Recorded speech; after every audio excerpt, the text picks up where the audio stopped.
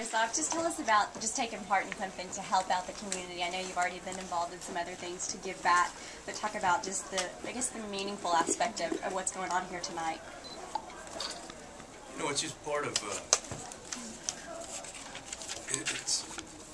it's the best possible thing, I think, that we can do as a community.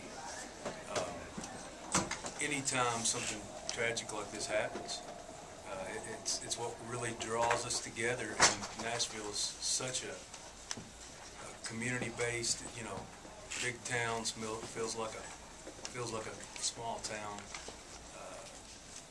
and everybody coming together. It's like nobody even thinks twice about it. Everybody wants to jump into as much as they possibly can. So it's an honor to be asked to be a part of this. Do you have a personal connection? I mean, do you know someone that flooded, or did you flood, or your family, or anything like that? We did. We live out in Williamson County, and fortunately we live on a hill, but we had mudslides. Took our water out. We were out without electricity for just a little bit, but then the water went out for about 5 days.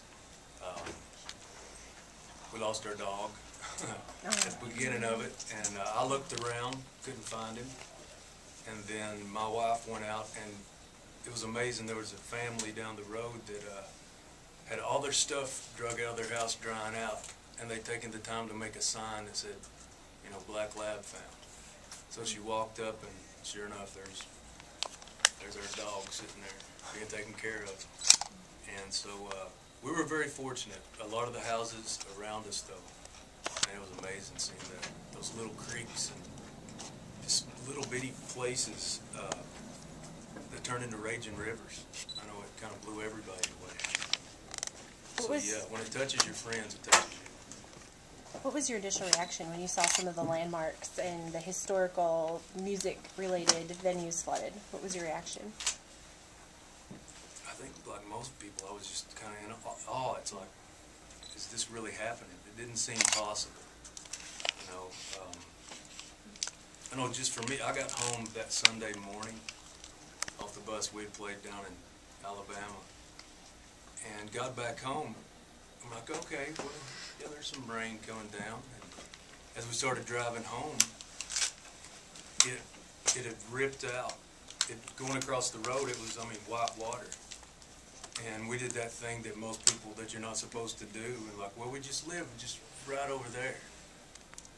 And, you know, stupid me, redneck me, thinking, oh, this is four-wheel drive, and here we go. And went across it, and we did make it at that point, but if we would have waited, you know, 30 minutes, cars were getting washed off on the side of the road.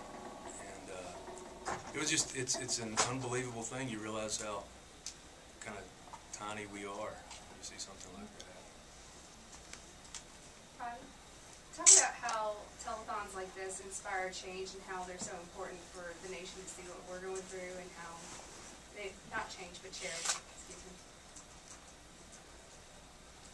Charity's huge. I know, just from me getting to work with, you know, like the children's homes and things that I'm close to, with adoption agencies, seeing how those places turn kids' lives around. That's exactly what we're doing with, you know, full-on families here. And I think if we all sit back and don't do anything, yeah, let the government come in and let them take care of stuff. And that's what they're in place for, true, but it's the model that we put down for our kids. I want my kid to see me being a part of this, because we're not in this by ourselves. We're all in this together, and that's what the sense of this does. It just,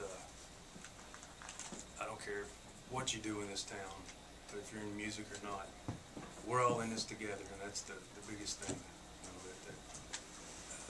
again, the model for our kids, I think.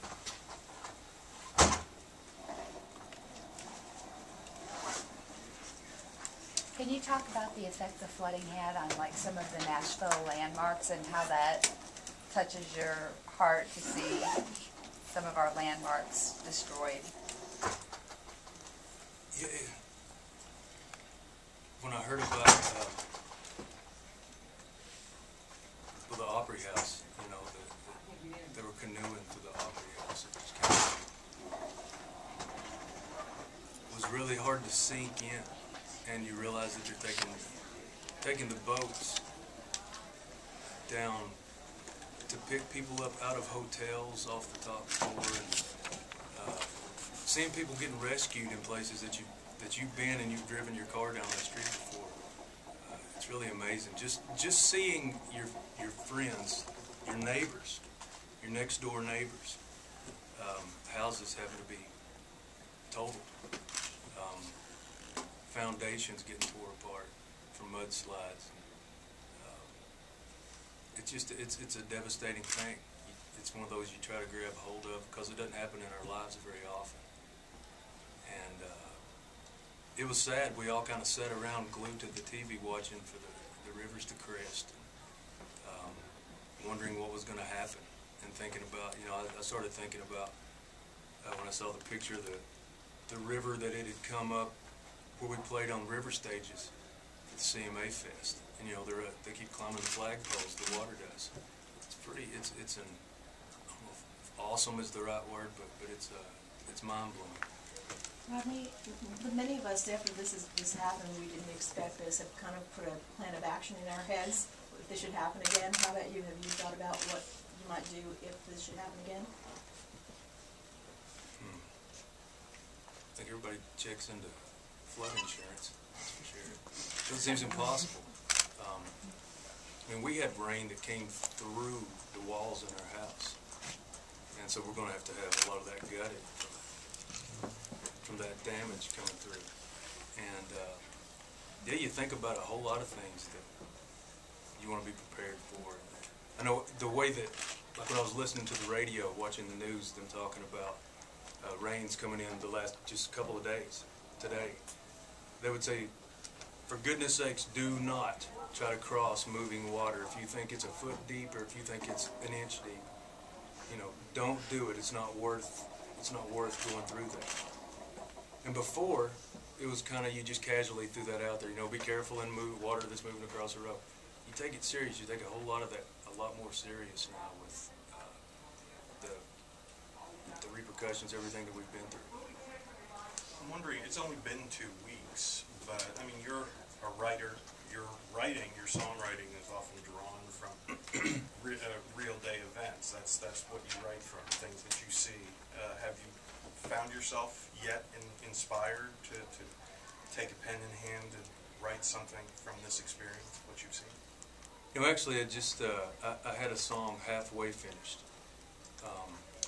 and didn't know what the second verse was going to be, where it should go. And after you think about this situation we've all been through, it kind of became pretty obvious, The song's called Lifelines. There you go. Any more questions? Thank you. Thank you, Rodney. Thank you, Rodney. Thank you.